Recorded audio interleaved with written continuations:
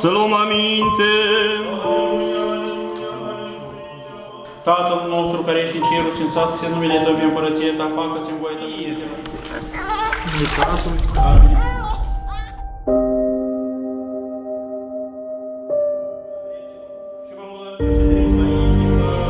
Zisa Domnul cel ce voiește să vină după mine, să se lepede de cine să Hristos și îmbrăcat.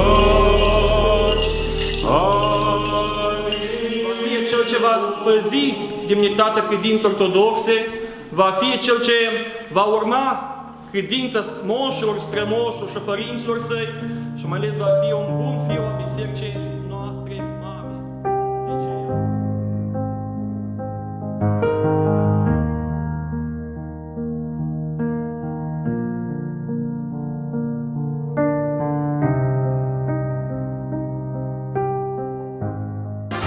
Un cumătrui ca un frate, el de la necaz te scoate și de ai o bucurie, tot alături o să-ți fie.